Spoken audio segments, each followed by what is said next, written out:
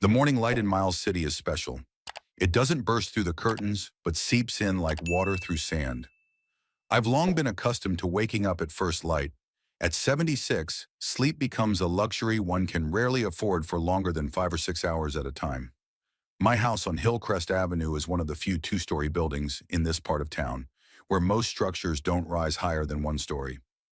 Every morning I see the same landscape, the rooftops of the neighboring houses, the tops of elm trees planted in my father's day, and the distant horizon line where the sky meets the Montana land.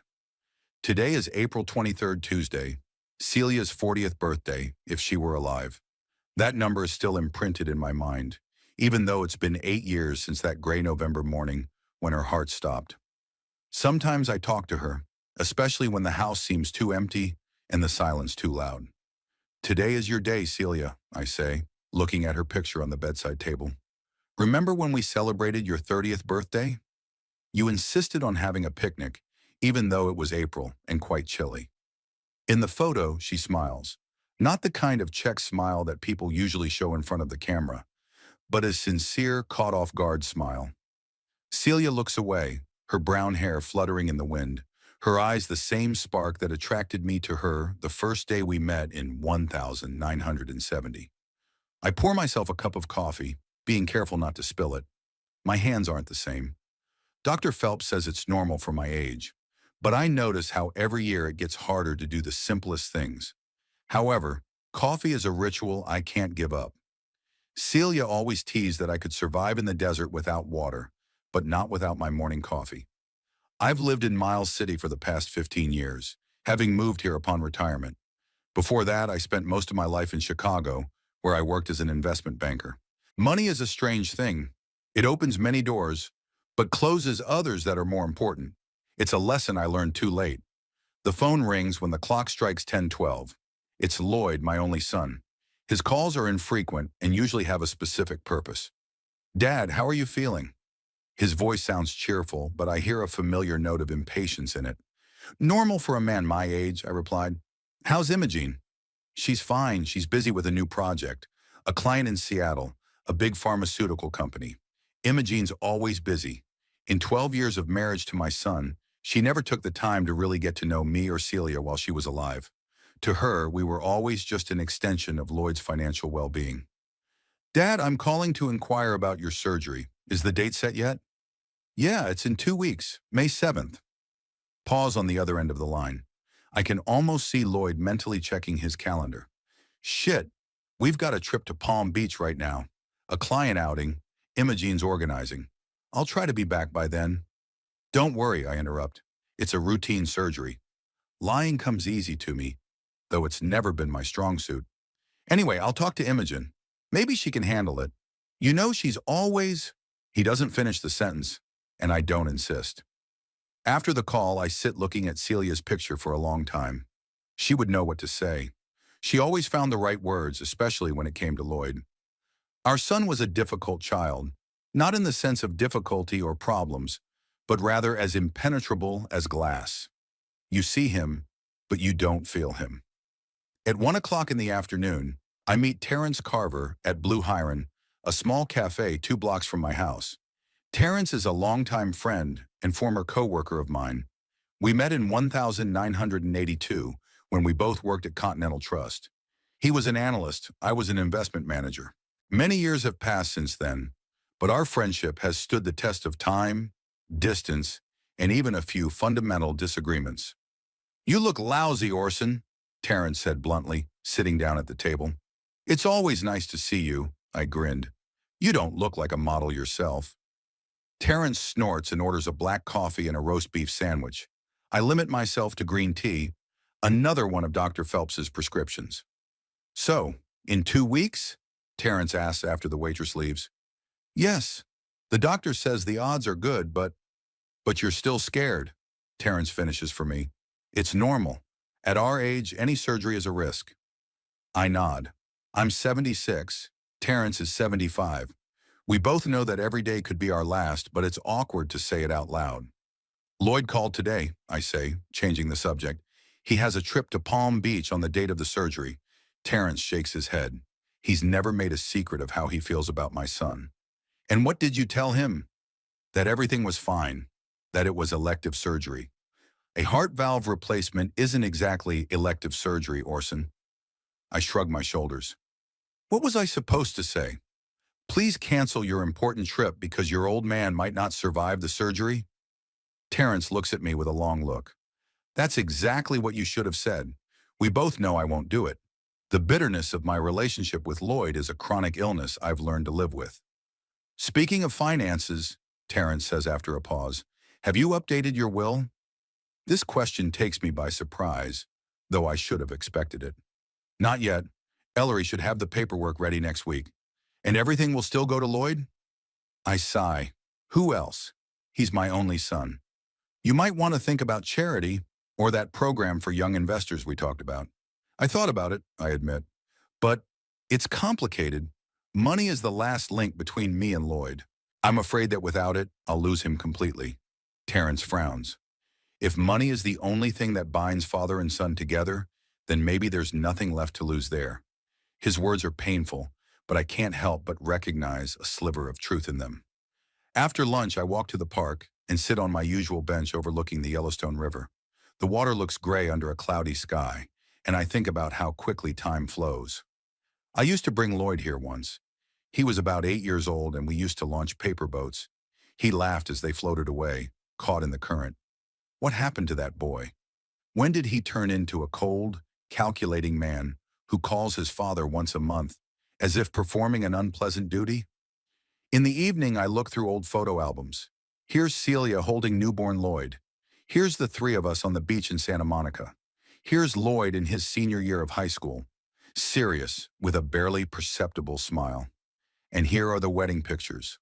Lloyd and Imogene. She is a beautiful woman with cool eyes and perfect posture. In all the photos, she looks as flawless as a mannequin in a shop window. Imogene immediately disliked Celia. It was mutual, though my wife never said so directly. But I could see how her shoulders tensed when Imogene entered the room, how her smile changed from warm and sincere to polite and distant. Since Celia's death, Imogene has become even more aloof. She rarely comes to Miles City, and when she does show up, she spends most of her time talking on the phone with clients or coworkers. Lloyd doesn't seem to notice this, or doesn't want to notice it. Before I go to bed, I take my medications, the little white and blue pills that are supposed to keep my heart working until surgery.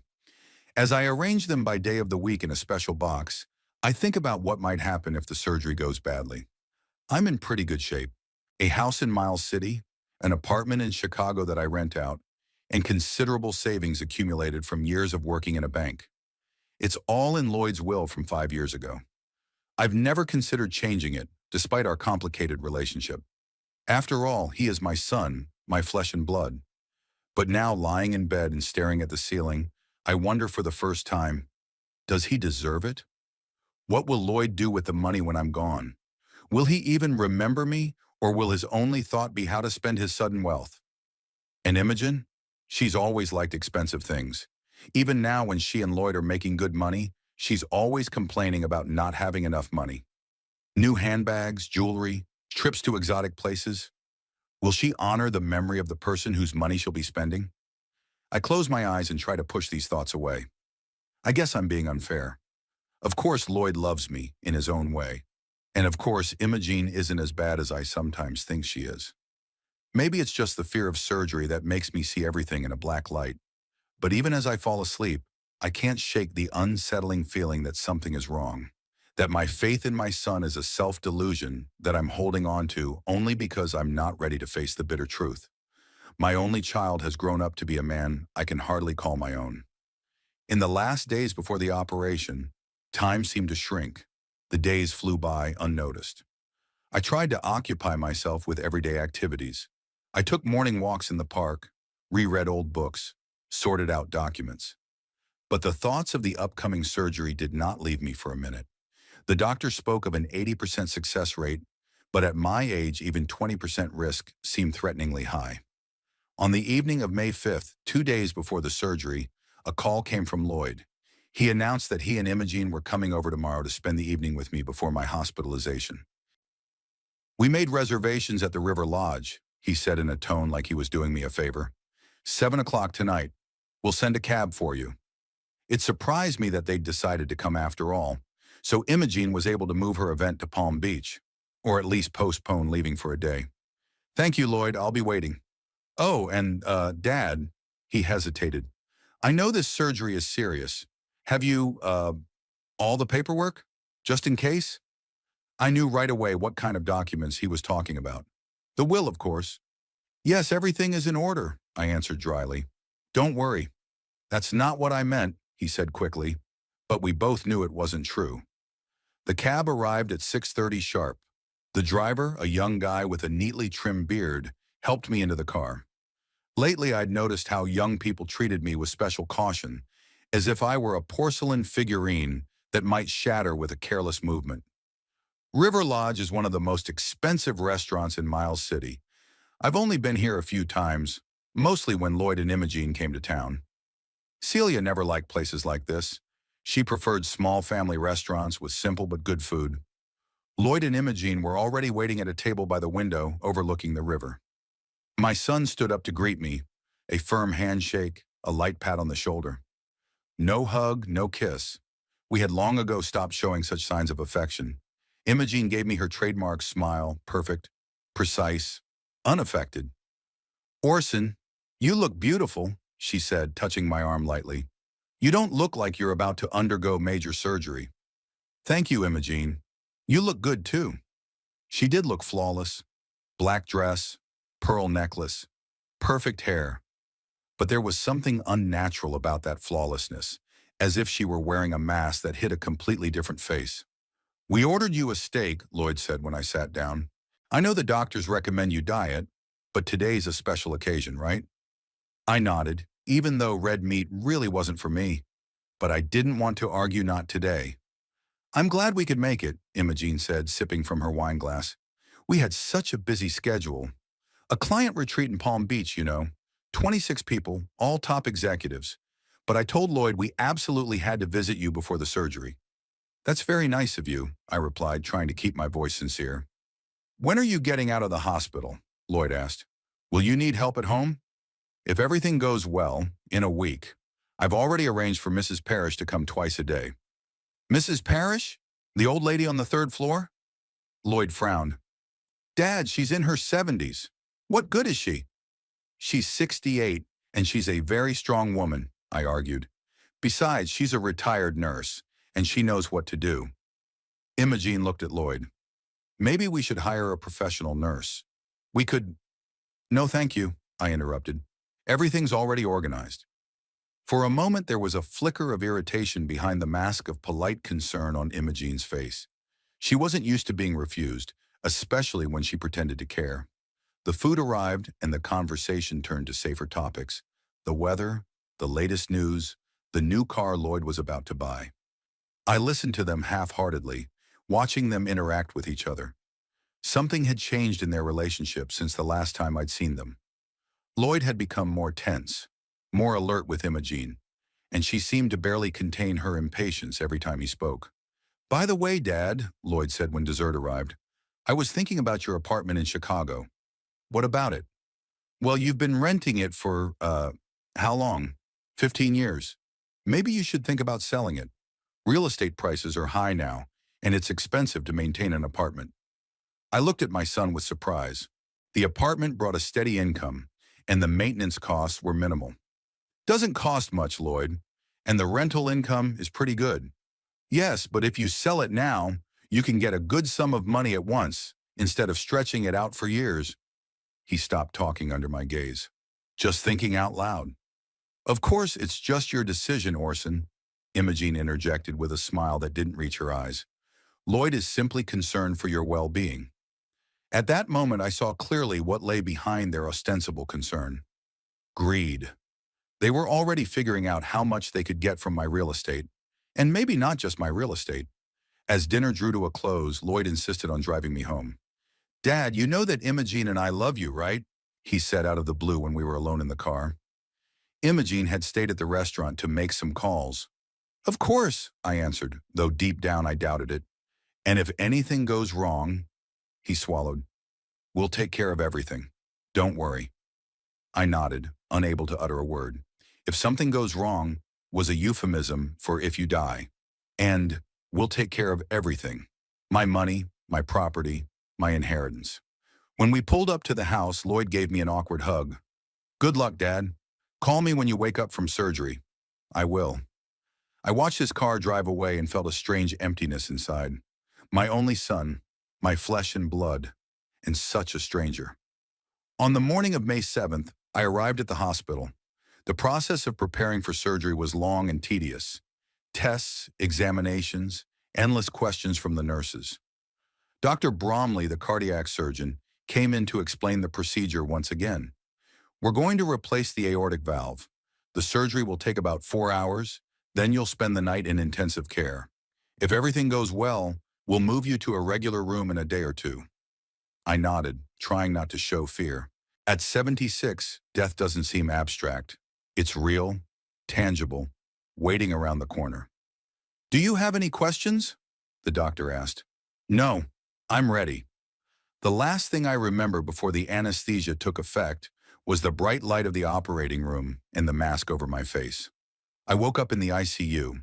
My throat was sore from the intubation tube, which had already been removed. My chest felt strange, like it had been opened and sloppily closed back up, which in fact it had been. Every inhalation felt painful. The nurse noticed that I was regaining consciousness. Welcome back, Mr. Pembroke. The operation was a success. How do you feel? Like I've been run over by a truck, I wheezed. She smiled. That's normal. The pain will subside. You need to rest now. The next few days were an endless stream of pain, medication, and restless sleep. I felt like I was sinking into darkness and then coming to the surface, briefly regaining clarity. The second day after surgery, I was moved to a regular room. Terrence visited me, brought me fruit and a book I'd been meaning to read for a long time. You don't look so good, he said with his usual candor. I feel worse, I grinned and then cringed at the pain. Did Lloyd come by? I shook my head. He said he and Imogene flew to Palm Beach right after our dinner. He said he'd stop by when he got back. Terrence hummed but said nothing. His silence was more eloquent than any words. The third day I felt better. The pain was bearable, and my mind was clearer. I was even able to get out of bed and walk down the hall a little, leaning on the nurse's arm. Lloyd called that evening. Daddy, how are you? The doctors say everything went well? Yeah, everything's fine. When are you coming back? We're going to be a couple more days. Imogene had some extra business with a client, but I'll be there as soon as I can, I promise. There was no sincerity in his voice, just guilt and a desire to get this conversation over with. So, don't worry, Lloyd, I'm fine. You sure? Is there anything you need? Nothing, just rest. After the conversation, I lay for a long time, staring at the ceiling. Strangely enough, I felt neither resentment nor disappointment, only fatigue and a kind of deafening longing. On the fifth day, I awoke to the sound of the door opening. In the room entered Beatrice Roach, my old acquaintance, the owner of an antique store in the center of the city. Orson, how are you? She walked over to the bed and gently took my hand. Beatrice? I wasn't expecting to see you. Terrence said you were here all alone. I thought you could use some company. She brought homemade cookies and fresh magazines. We talked for almost 2 hours. City news, books, her store. Not once did she mention Lloyd or Imogene, for which I was especially grateful. When Beatrice left, I felt better than I had in all the days since the operation. There is something healing in simple human involvement, in a conversation that is conducted not out of a sense of obligation, but out of genuine interest. Lloyd arrived on the 7th day, when the doctors were already talking about discharge. He looked tanned and rested. Palm Beach had clearly done him good. Dad, you look a lot better than I expected, he said, giving me an appraising look. Thanks, son. Glad I didn't disappoint you. The doctor said you'll be discharged soon. Imogene and I were thinking, maybe you should move to Denver for a while, until you're fully recovered? The suggestion took me by surprise. In 12 years of Lloyd and Imogene's marriage, I'd never been in their house for more than 2 days. Thank you, but I've already made arrangements with Mrs. Parrish. She'll look after me. Are you sure? It's a big house. You'll be comfortable. I'm sure, Lloyd. I'd rather stay at home. He nodded, and I thought I saw a flicker of relief in his eyes. Whatever you say, but if you change your mind, I'll let you know. Lloyd sat with me for about an hour, glancing at his watch. He talked about the trip, about his meetings with clients, about Imogene's new project. Not once did he ask how I'd been feeling all those days, if I'd been in pain, if I'd been scared. I have to go, Dad, he said, finally standing up. I have a flight in 3 hours, but I'll call you tonight, okay? Sure. He didn't call tonight or the next day. On the morning of the 8th day, Dr. Bromley announced that I could go home.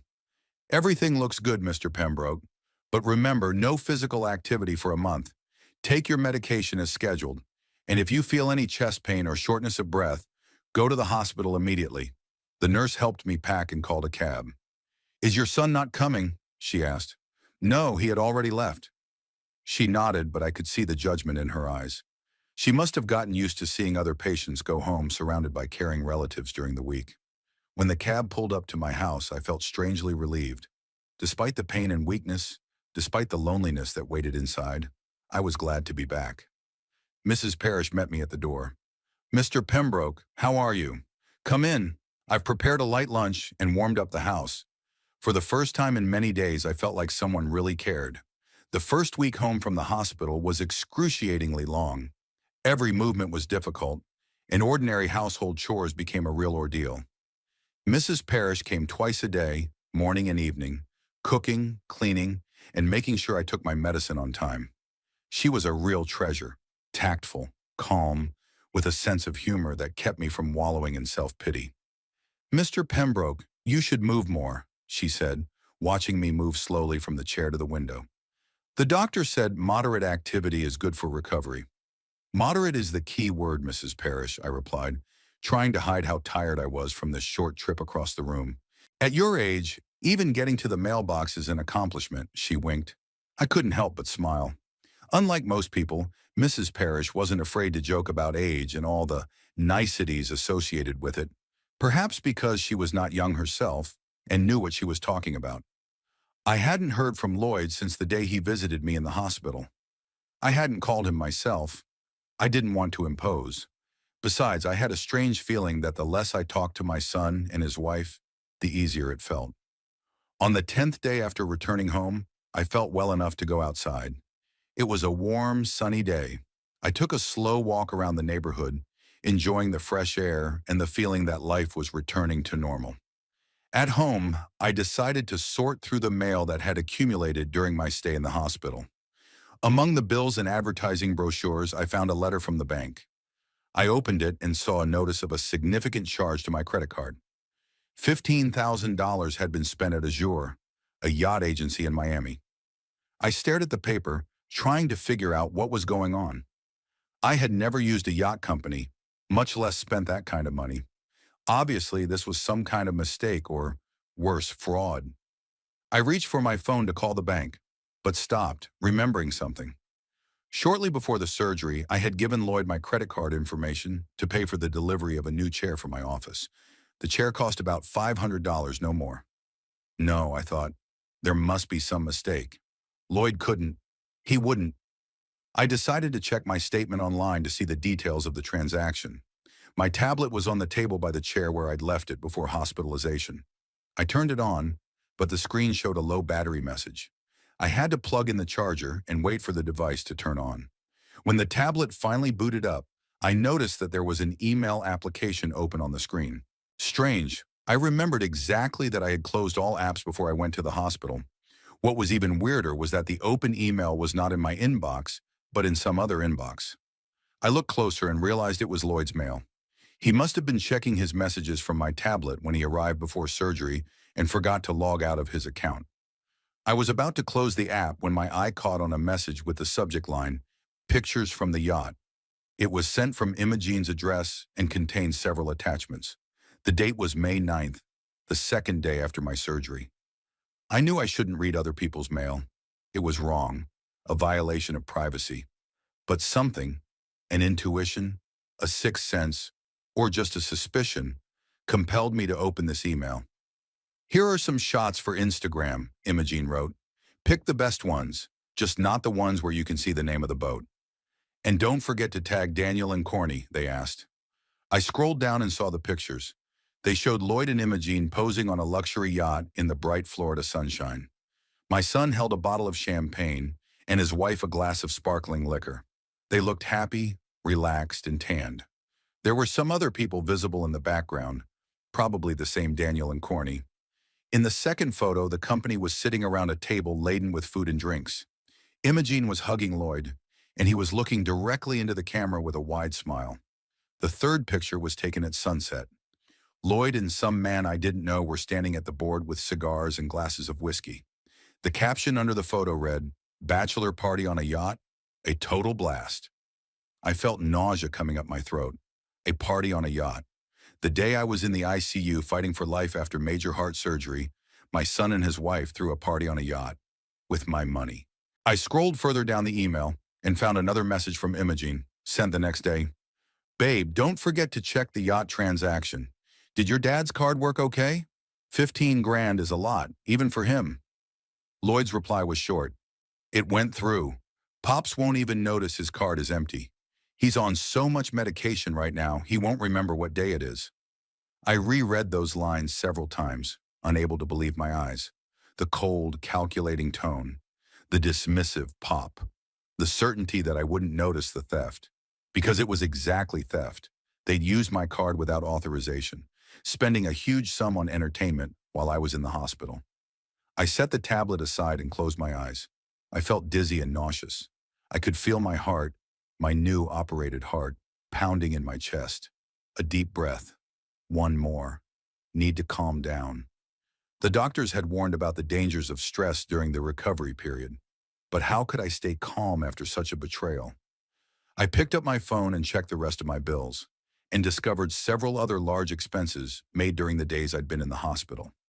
$3,000 at a designer clothing store, $2,000 at a wine boutique, $1,800 at Le Siren restaurant. All in all, about $25,000, the monthly budget of an average American family, spent in a few days on entertainment. Money. It was always about money. Lloyd had never been interested in my life, my thoughts, my feelings. Only in what I could give him. And when Imogene came along, it only got worse. She brought into their family an inordinate craving for luxuries they couldn't afford on their income. And now they just took my money without even asking. I remembered that awkward moment during our dinner before the surgery, when Lloyd had talked about selling my apartment in Chicago. His motives were clear now. He needed the money. Not sometime later, after I was dead, but right now. I opened the last letter in the chain, sent to Imogene 3 days ago. "Do you think your father will notice the spending? Should we come up with some sort of explanation just in case?" Lloyd's reply, "Don't worry. I'll say it was a bank error if he notices anything at all. And if he starts to insist, you can hint that he's having memory problems since the operation. The doctors will confirm that it happens." Hint about memory problems. Using my post-op condition to make me look crazy. I felt a wave of anger rising inside, mixed with deep, pervasive pain. All my life I had worked to provide a decent life for my family. Saving money, investing, denying myself things so that Lloyd could get a good education, so that he could have the opportunities I didn't have. And that's what he'd repaid with. Deceit and betrayal. I picked up the phone and dialed the bank's number. A polite female voice answered after the third ring. "First National Bank, how may I help you?" "Hello, my name is Orson Pembroke. I'd like to block my credit card and dispute a few transactions." "Of course, Mr. Pembroke. May I ask a few questions to verify your identity?" I answered the standard questions about date of birth, address, and code word. "Thank you for the confirmation. What transactions do you wish to dispute?" "All made in the last 2 weeks. I was in the hospital after surgery, and someone used my card without authorization." "I'm very sorry to hear that, sir. We're going to investigate. It could take 7 to 10 business days." "I understand. You'll need to fill out a fraud report. We can mail or email the form." "Email, please." I dictated my address and ended the conversation. The bank would return my stolen money. Of that I had no doubt. But no one could regain the trust and respect I had lost for my son. After the call, I sat staring out the window and felt the emptiness growing inside. All these years I had convinced myself that Lloyd loved me in his own way, that our complicated relationship was simply the result of a generational difference, a different outlook on life. I had justified his infrequent visits by his busyness, his coldness by his reserved nature. But now I saw the truth. To Lloyd, I was just a source of money, an elderly relative to be tolerated until he died and left an inheritance. And Imogene didn't even seem to think it necessary to hide her contempt. Pops won't even notice. Those words kept echoing in my head. I picked up the phone and dialed the number of Ellery Knight, my lawyer.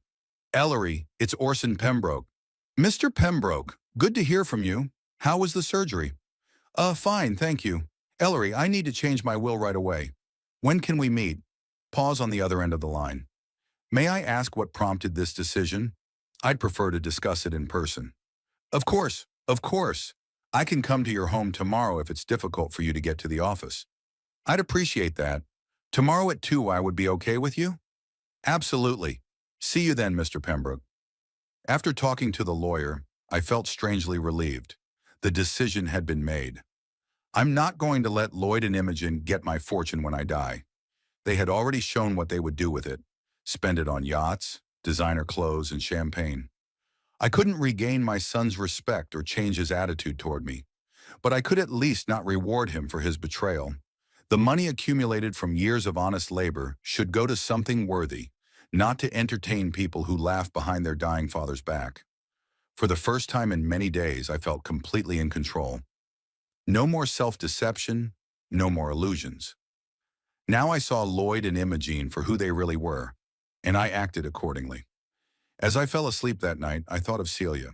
What would she say about the situation? She'd always been softer than me, always looking for excuses for Lloyd's behavior. He'll still find his way, she'd say.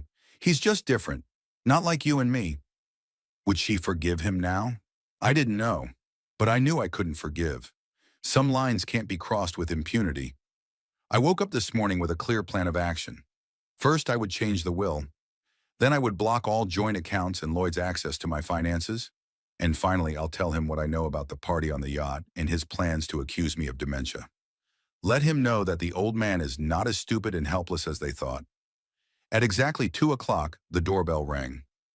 Ellery Knight was always punctual, not a minute early, not a minute late. I opened the door and saw my lawyer, a tall man with a neatly trimmed gray beard, wearing an austere suit and carrying a leather briefcase in his hand.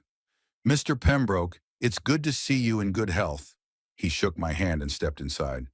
You look much better than I expected after such a serious operation. Thank you, Ellery. Come into the living room. Would you like coffee or tea? Tea would be lovely, thank you. While I made tea in the kitchen, Ellery was in the living room, spreading out his papers on the coffee table. We'd been working together for over a decade, ever since I'd moved to Miles City. In that time, he had become not just my lawyer, but my confidant in many matters. I brought out a tray of tea and cookies and sat down across from him. So, Mr. Pembroke, you want to change your will? May I ask exactly what changes you plan to make? I took a deep breath. Despite my firm resolve, it was not easy to voice my decision out loud. I want to disinherit Lloyd, completely. Ellery raised his eyebrows but said nothing, waiting for me to continue. I want to give most of the estate to charity. There's a good foundation that helps children with heart disease, and there's an educational fund for gifted students from low-income families.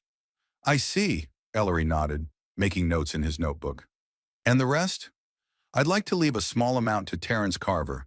He's been a good friend of mine over the years. And something for Beatrice Roach. She was very supportive of me after the operation. Ellery continued to make notes without showing surprise. He must have seen a lot of family dramas and sudden changes in wills in his years of practice. A house and an apartment in Chicago? The house could be sold and the money used for the same funds? The apartment? I wondered. I guess so. Terence has his own place. He doesn't need Chicago real estate. All right, Ellery put down his pen and looked at me. Mr. Pembroke, I have to ask this question. Are you sure you're sure of your decision? Excluding an only son from a will is a serious step that could be challenged in court. I'm quite sure, Ellery. In that case, we'll have to make it as legally flawless as possible. We'll probably need a medical report that you were legally competent at the time you made the will, as well as witness testimony and other documents to prove that you acted knowingly. without coercion. I nodded. Do whatever is necessary. Money for legal expenses is not a problem. Ellery adjusted his glasses and looked at me carefully. Can I ask what was the reason for such a drastic decision? You don't have to answer, but it may be important to justify your actions in the event of a lawsuit. I hesitated for a moment, but then decided that full candor would be the best solution. I told Larry about the party on the yacht, about the embezzlement from my credit card, about the correspondence I'd accidentally discovered. With each word, my voice grew firmer and my resolve stronger. Ellery listened without interrupting. When I finished, he was silent for a long time, pondering what he had heard. This is very serious, Mr. Pembroke, he said at last. The unauthorized use of your credit card could be considered fraud. Do you have any proof? Printouts of letters? Account statements? The letters are still in Lloyd's mail on my tablet. I can get the bank statements. Good. Sighs. I recommend you make official copies of all these documents as soon as possible. You may need them not only to defend the new will, but also for a possible criminal case if you decide to file a fraud claim. The thought of bringing a criminal case against my own son was painful, but I have not ruled out the possibility. When will the new will be ready? I asked, changing the subject. I will prepare a draft within 2 or 3 days. After your approval, we can finalize it by the end of the week. 2 independent witnesses will be needed to sign it. Can Terrence be one of them? No, unfortunately. Since he's the beneficiary, his signature won't be legally binding. But I can bring my assistant and a notary. We discussed a few more legal details and Ellery gathered his papers. I'll contact you as soon as the documents are ready, Mr. Pembroke. In the meantime, I recommend that you don't tell anyone about your plans, especially Lloyd and his wife. Don't worry, Ellery. They'll be the last to know. After the lawyer left, I sat in my chair for a long time, thinking about my decision. Strangely enough, I had no doubts, only relief and certainty that I was doing the right thing. In the evening, I called Beatrice and asked if she could come over tomorrow. I needed someone I could trust. Beatrice came the next day around 11 in the morning. She brought fresh blueberry pie and a bottle of good wine. I know you can't drink alcohol after the operation, she said as she poured the tea, but let it be for the future. We'll celebrate your recovery when the doctors say it's okay. We settled into the patio behind the house. The day was warm, with a light breeze. Perfect weather for a long conversation. Well, tell me what happened. Beatrice always preferred directness to small talk. You looked worried on the phone. I didn't know where to begin. Should I just lay out all the facts, or try to explain the complexity of my relationship with my son over the years? I've changed my will, I finally said. Lloyd is no longer my heir. Beatrice blinked, but didn't seem surprised. That's a big step. I suppose you had a good reason. So I told her everything. The party on the yacht, the theft of the money, Lloyd and Imogene's plans to declare me incompetent if I started asking questions. Beatrice was a straightforward person to talk to. She wasn't the type to judge or give unsolicited advice. When I finished, she shook her head. It's amazing how children can become complete strangers. It's like you didn't raise them. You didn't put your heart and soul into them. I wonder where I went wrong, I admitted.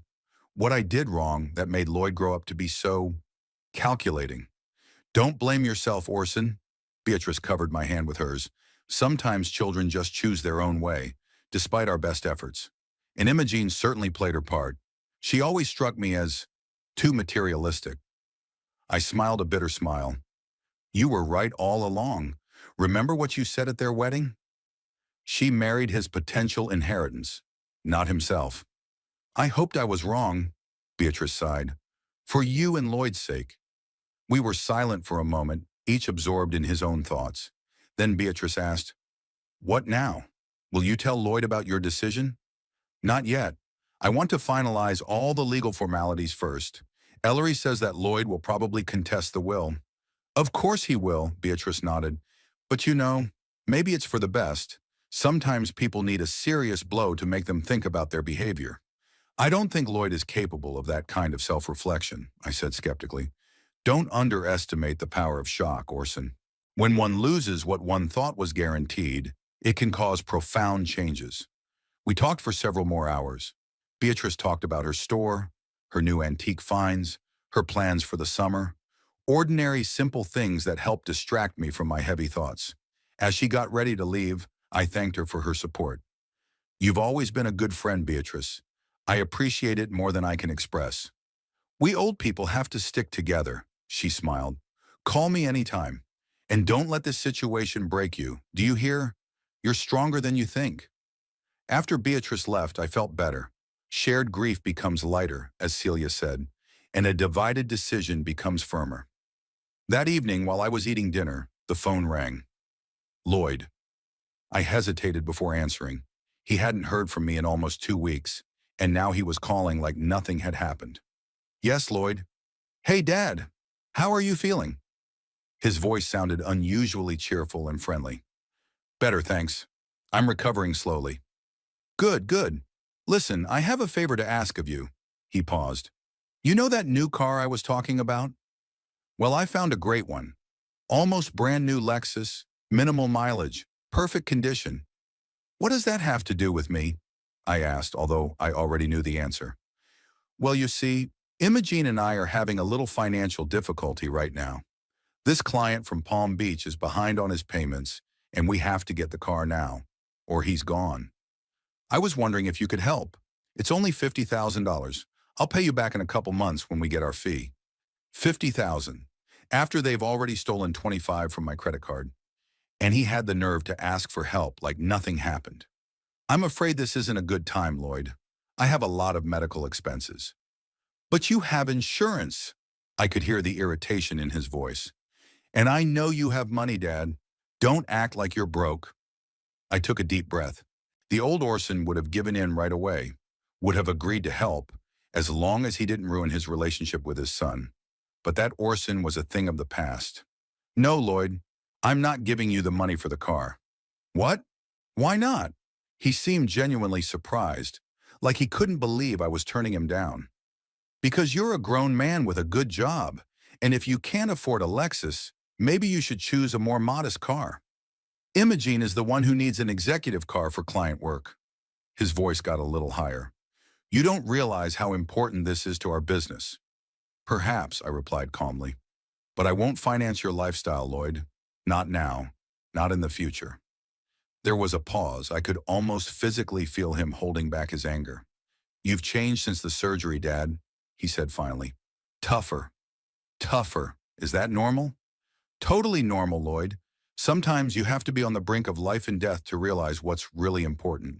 And I'm not important? There was resentment in his voice, but I couldn't tell if it was genuine or fake. You're my son, Lloyd. I will always love you. But that doesn't mean I'll turn a blind eye to your behavior or fund your whims. What behaviors are you talking about? He asked warily. I almost told him about the yacht and stealing the money, but I stopped myself. Ellery advised me to keep my cards on the table for now. Let's talk about this some other time, Lloyd. I'm tired and it's time for my medication. Sure, sure, he immediately changed his tone to one of concern. I won't bore you. Feel better, Dad. I'll call you the other day. I knew he wouldn't call, at least not until he thought of a new way to get money out of me. After the conversation, I felt a strange satisfaction. For the first time in years, I'd said no to Lloyd, and it was the right thing to do. Maybe if I'd done that more often when he was younger, our relationship would have turned out differently. I went to bed feeling like something had changed inside me. It was as if the old shackles I'd put on myself had finally fallen off. I would no longer be a victim of manipulation, no longer buy my own son's love and attention. It was time to live by my own rules. The new will was signed on Friday. Ellery brought his assistant and a notary as promised. The ceremony was quick and businesslike. No solemnity or drama, just dry legal wording and signatures on paper. But for me, this moment had a huge significance. For the first time in many years, I felt in complete control of my life and my future. I'll mail you a copy of the will in a sealed envelope, Ellery said as he gathered the papers. The original will be kept in my office safe. Do you have a safe place to keep your copy? There's a small safe in my office behind the painting, I answered. No one knows about it but me. Ellery nodded approvingly. Excellent. And remember, not a word to Lloyd until you're fully prepared for a confrontation. I remember your advice, Ellery. Thank you for everything. After the lawyer and the witnesses had left, the house fell silent again. I sat in a chair by the window, watching the sky gradually darken, and thought about the upcoming conversation with my son. Sooner or later, that conversation was going to happen. I wasn't going to call Lloyd myself, but I knew he would show up, if not out of concern for my health, then with another request for money. I was not mistaken. Sunday afternoon, as I was reading the paper on the patio, the phone rang. "Dad, it's Lloyd. Imogene and I want to come over tonight. How would you like that?" His son's voice sounded unusually soft, even ingratiating. After my refusal to give him the money for the car, he hadn't called for almost a week, and now this sudden desire to visit me. "Sure, come over," I said calmly. "Would 6 o'clock suit you?" "Great. We'll bring dinner. Anything special you want?" "No, it's up to you. Just keep in mind that I can't have spicy or greasy things." Sure, Lloyd assured her. "Imogene has already studied the diet for cardiac patients. We'll get it right." I almost laughed at this sudden concern for my health, but I restrained myself. "I'll see you tonight then." After the call, I began to prepare for the upcoming meeting, mentally and physically. I pulled out copies of bank statements, printed out emails from my tablet, and took screenshots of Lloyd and Imogene's correspondence. All the evidence of their betrayal was neatly organized in a folder I stashed in the living room desk drawer. By 6 o'clock, I was fully prepared. I showered, shaved, put on a fresh shirt and pants. I wanted to look focused and confident, not a sick old man who could be easily fooled. Lloyd and Imogene arrived exactly at the appointed time. They had brought food from a health food restaurant: baked fish, steamed vegetables, some exotic salad, and of course a bottle of expensive wine, which I wasn't allowed to drink after the surgery. "Orson, you look beautiful," Imogene exclaimed, kissing me on the cheek. She smelled of expensive perfume and the faint scent of lies. We were so worried, weren't we, Lloyd? "Yes, Dad, you're definitely on the mend," my son confirmed, patting me on the shoulder with a familiarity I'd always found distasteful. "Thanks for your concern," I replied with a slight irony that they didn't seem to catch. "Come into the kitchen. I've already set the table." We sat down at the dining room table. Lloyd opened the wine and poured for himself and Imogen. He offered me water, showing his awareness of my medical limitations. "How's business?" I asked, putting some salad on my plate. "Oh, just fine," Imogen perked up. "We have a major new client, Emerald Pharmaceuticals. I rebranded for them, and they're thrilled. They've signed a full year's contract." "Congratulations," I nodded. "So the financial difficulties are over?" Lloyd and Imogen exchanged quick glances. "Well, not quite," Lloyd began cautiously. "The contract's good, but it'll be paid in installments. Right now, we need to invest in expansion. You know, renting a new office, equipment, hiring additional staff." I chewed my salad in silence, waiting to see where he was going with this. "Actually, Dad, we didn't just come to check on you," Lloyd finally said. "We wanted to discuss an idea." "I'm listening." "Remember I told you about selling the apartment in Chicago? Well, Imogene and I have been thinking about it, and we think now is the perfect time to do it. Real estate prices are at their peak. We can make a nice profit." "And what do you propose to do with that money?" I asked, although I already knew the answer. "Invest in our business, of course," Imogene intervened enthusiastically. "Orson, it's a win-win. You get a stake in a growing company, and we get the funds to grow. In a year or two, the profits will be several times more than the income from renting the apartment." I put down my fork and looked at them carefully. "What if I say no?" For a moment, their smiles froze like mannequins in a store window. "But why say no when the offer is so favorable to everyone?" Imogene tried to keep her tone casual, but I could see her shoulders tense. "It's not about the benefits," I answered. "It's that I don't want to sell the apartment. It's my decision." Lloyd sipped his wine and set the glass down with a little too much caution. "Dad, I don't think you quite understand the situation. We're offering you an opportunity to provide for your old age. If you invest the money now, in a few years you'll be able to live comfortably on the interest." "I'm already living comfortably, Lloyd." "But what if you need expensive medical treatment, or a caregiver, or a specialized boarding facility?" He stepped forward. "Imogen and I are worried about your future." I almost laughed at the absurdity of the situation. They're worried about my future, after they stole money from my card while I was in the hospital. "My future is secure," I said firmly. But thank you for your concern. Imogene put her hand on mine, a gesture that should have looked sincere, but felt like a touch of cold fish.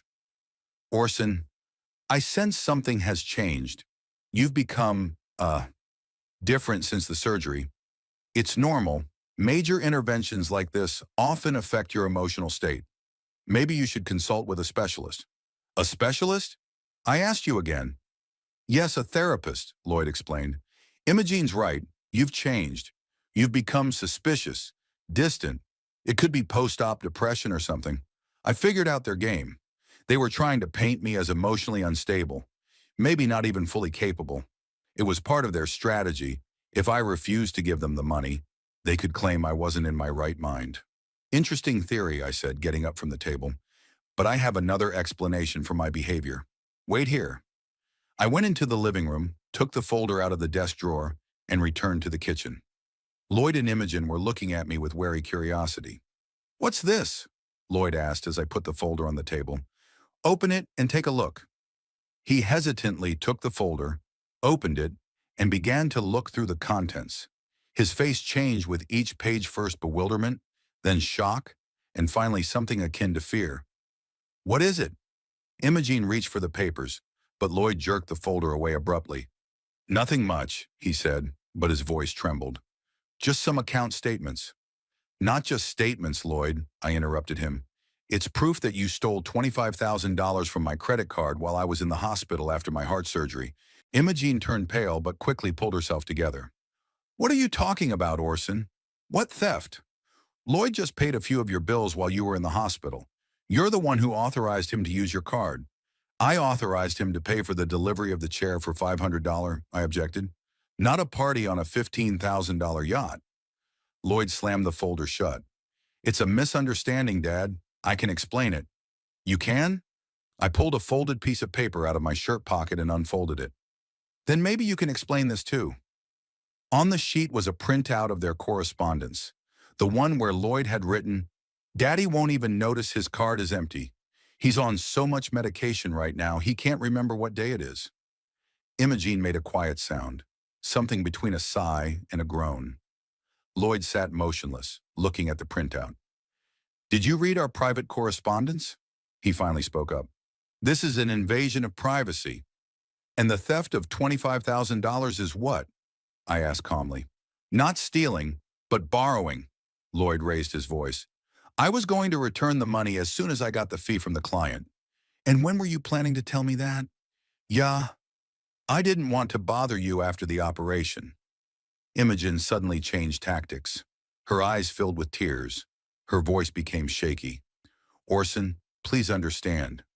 We were having financial difficulties. We couldn't lose clients. This boat trip was critical to the business. We never meant to hurt you. Interesting, I remarked, how effortlessly you move from accusations of my incapacity to tearful confessions.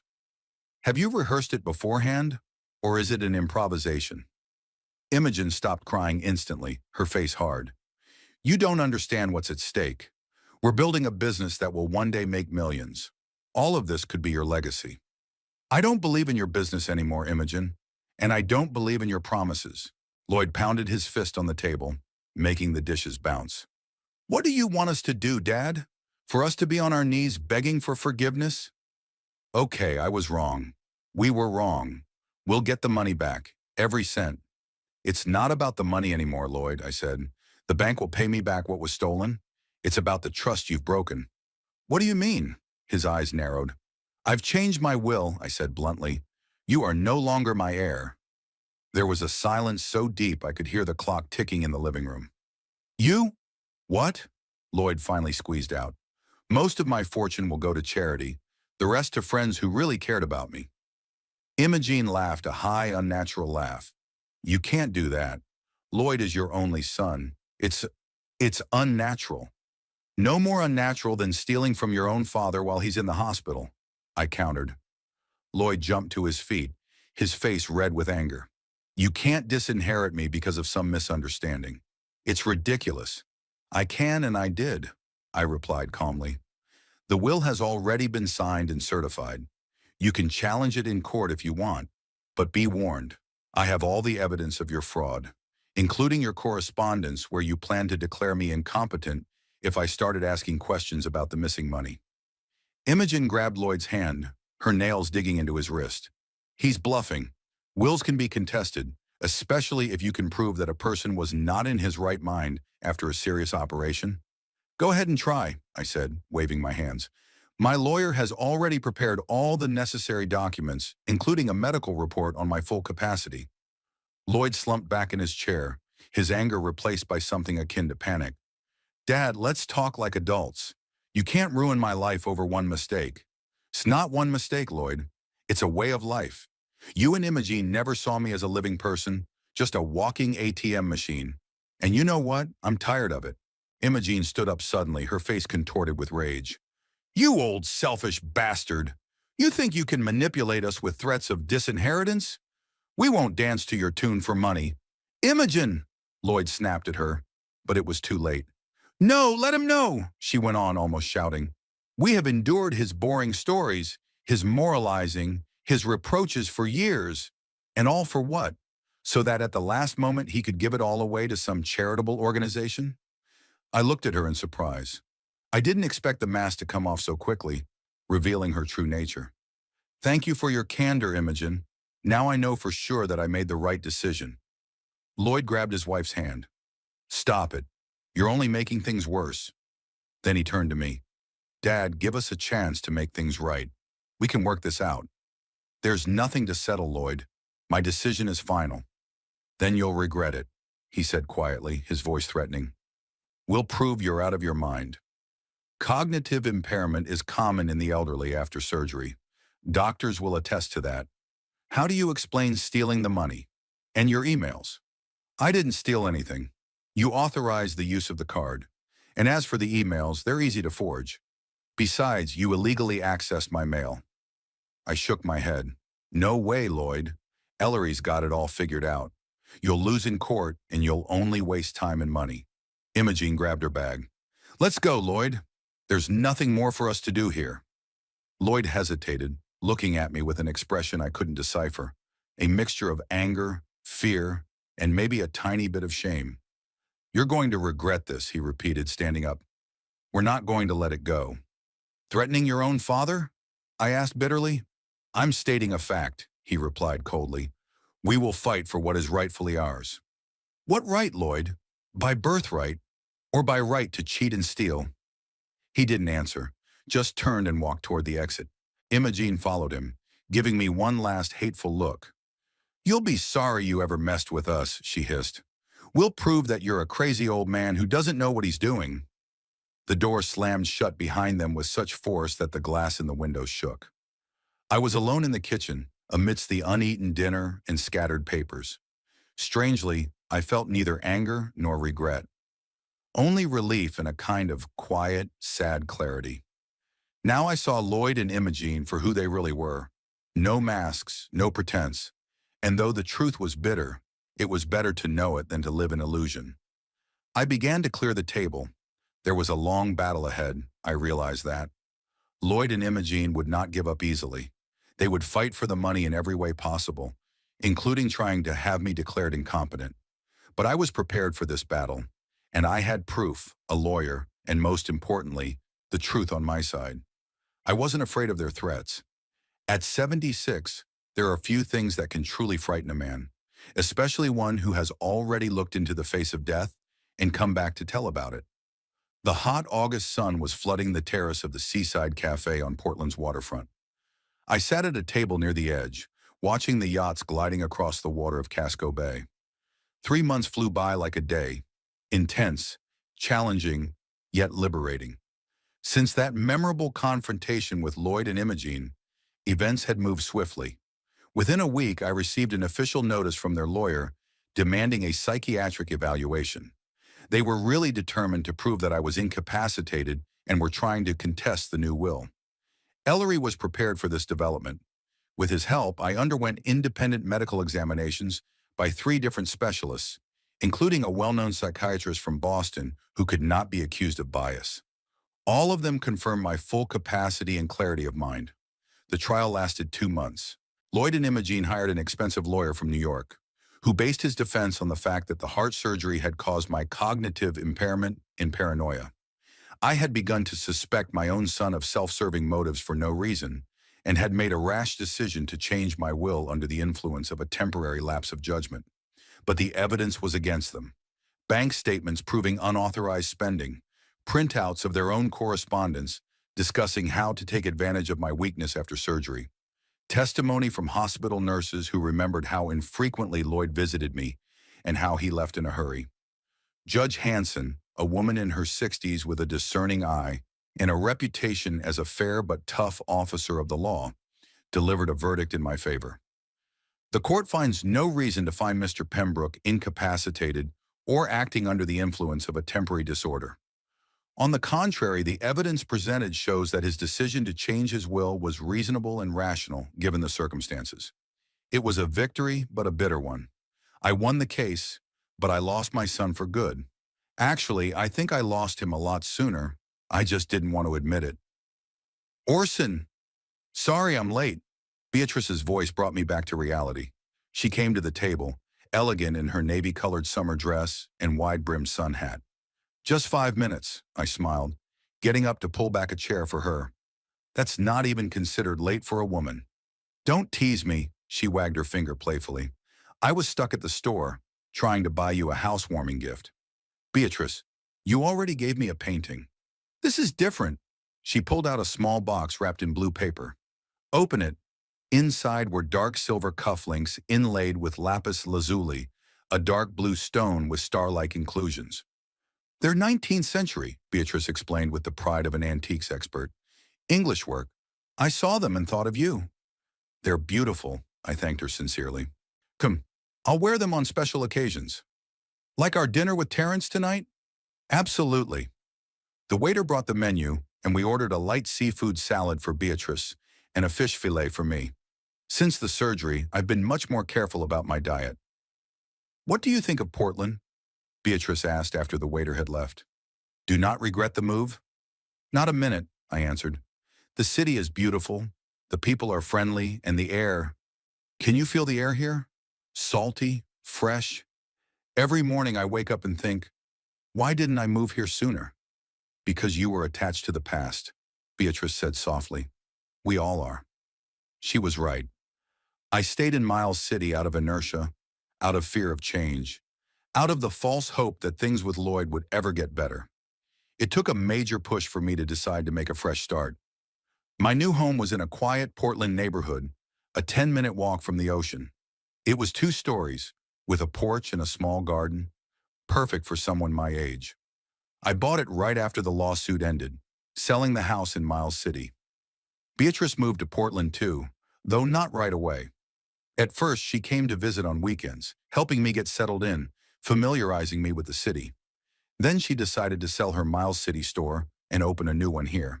At my age, you want change too, she said when I expressed surprise at her determination. Terence stayed in Montana but called often and promised to come visit. He was happy for me, though he worried that I would be too far away.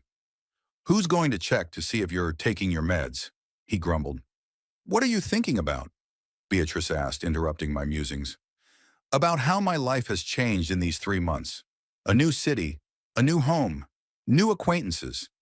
Sometimes I think I'm too old for such changes. Nonsense, she said. It's never too late for a change. You know what my father used to say? As long as you're breathing, you can dance. And he lived to be 93, by the way, and he buttoned his own shirt until his last day. I smiled. I wish I'd met your father. You two would have gotten along. He was a stubborn old man with principles, too. Our lunch dragged on for almost 2 hours. We talked about plans for the future. Beatrice was going to go to Europe in October to buy goods for the store and suggested that I join her. Paris, Brussels, Amsterdam. A great itinerary for 2 retired people who are still curious about life, she persuaded me. I agreed without hesitation. After everything that had happened, traveling seemed like a great way to finally turn the page. Mr. Pembroke? I turned at the voice and saw a young man in a suit holding an envelope. Yes, that's me. You have a letter from Mr. Lloyd Pembroke. He held out the envelope. Sign here, please. I signed the form and took the envelope. The guy nodded and left. From Lloyd? Beatrice was surprised. Did you give him your new address? No, but he has connections, so it shouldn't be too hard to find me. I held the envelope in my hands, hesitating to open it. I hadn't heard a word from my son since the trial ended. He and Imogene had defiantly left the courtroom after the verdict was announced without a glance in my direction. Would you like to open it?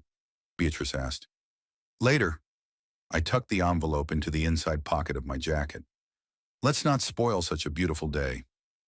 We paid and walked along the promenade. The day was really gorgeous. Cloudless sky, a light breeze from the ocean, seagulls circling over the pier. At such moments I felt especially keenly how beautiful life is, despite all its difficulties and disappointments. When I returned home from my walk, I sat in a chair on the veranda and finally opened the envelope. Inside was a short letter written in Lloyd's familiar handwriting. Dad, I got your new address from Ellery. He didn't want to tell me, but I convinced him it was important. I won't apologize for the trial. I did what I thought was right. And so did you. Imogene walked out on me.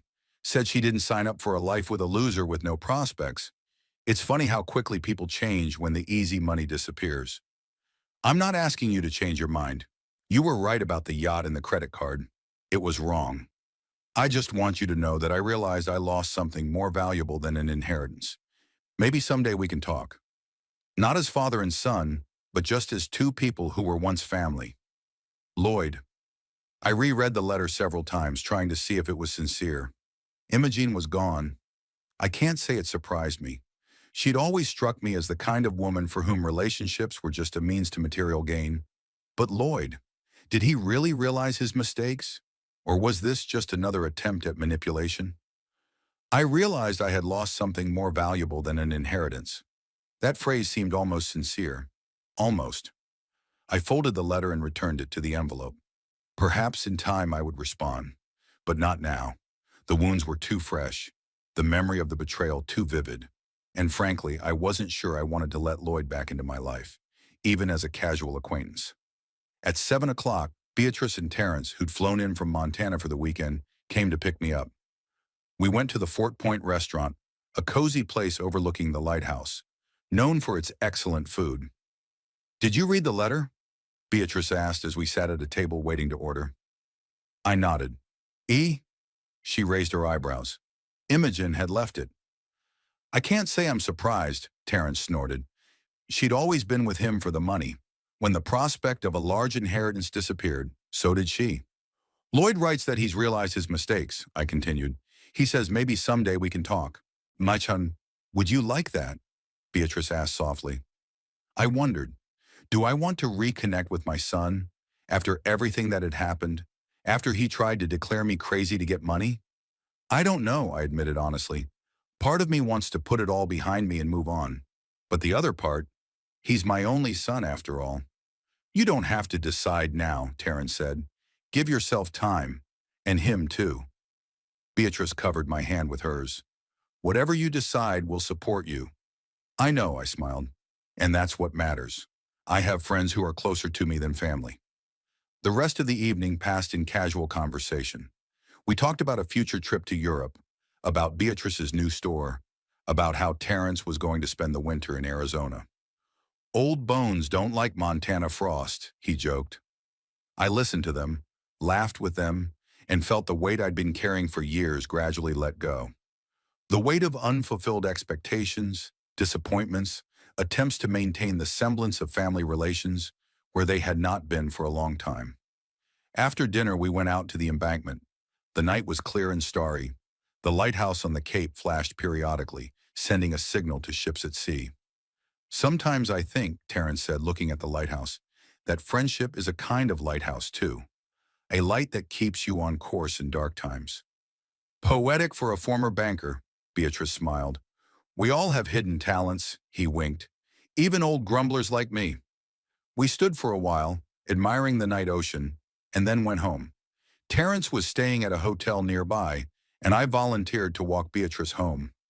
Thank you for a lovely evening, she said when we reached her house.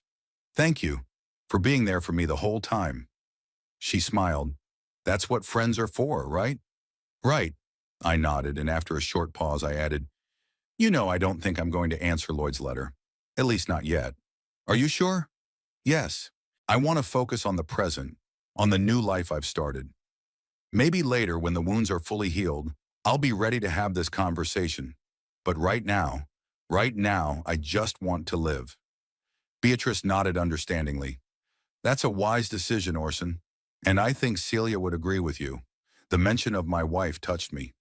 Beatrice was the only person I could talk to about Celia, as if she were still a part of our lives. And in a way, she lived in our memories and the values we shared. See you tomorrow, Beatrice said, squeezing my hand lightly. See you tomorrow, I echoed. I walked home, enjoying the silence of the city at night. Thoughts of Lloyd's letter returned, but they didn't hurt as much as they used to. Maybe someday I would actually be able to forgive him. Not forget him, but forgive him for my own sake.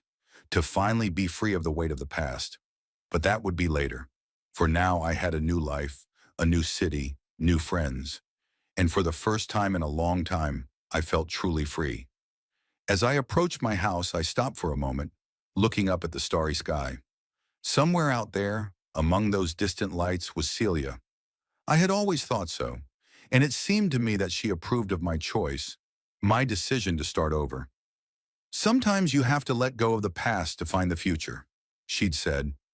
And now, 3 months after the hardest ordeal of my life, I finally realized how right she was.